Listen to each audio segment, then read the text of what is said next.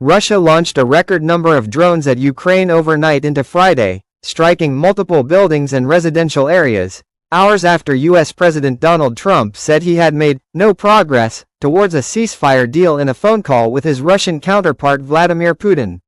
At least 23 people were wounded in the attack, which lasted 13 hours, according to Kyiv city and military authorities. Ukraine intercepted 476 out of a record 539 Russian drones, according to the country's air force. It said Russia also launched 11 cruise and ballistic missiles.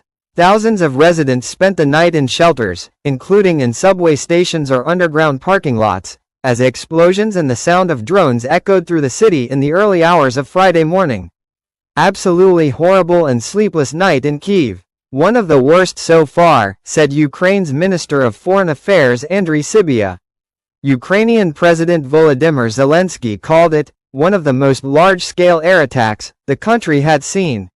Notably, the first air raid alerts in our cities and regions yesterday began to blare almost simultaneously with media reports discussing a phone call between President Trump and Putin, Zelensky said.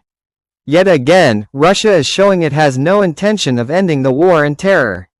The strikes sparked fires in buildings and structures across several city districts, and partially destroying multi-story buildings, according to the State Emergency Service of Ukraine. They also destroyed part of Kyiv's railway and damaged 5 ambulances that were responding to calls from those wounded. In recent weeks, Russia has launched near-nightly air attacks on Ukraine involving hundreds of missiles and drones. Earlier this week, Ukraine's foreign minister said that in June alone, Russia launched over 330 missiles, including nearly 80 ballistic missiles, 5,000 combat drones, and 5,000 gliding bombs against Ukraine. Before Friday, the last record-setting night of attacks came just 5 days ago, when Russia fired 537 drones and missiles at Ukraine.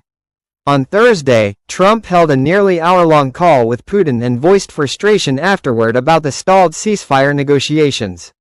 We had a call. It was a pretty long call. We talked about a lot of things, including Iran, and we also talked about, as you know, the war with Ukraine, Trump said.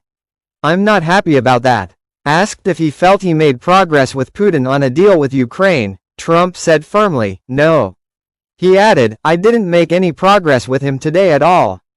Trump said he would speak with Zelensky early Friday morning, saying he was very disappointed with his conversation with Putin, whom he believes is not looking to stop the war. The strikes come as the Trump administration pauses some weapons shipments to Ukraine, including air defense missiles, following a review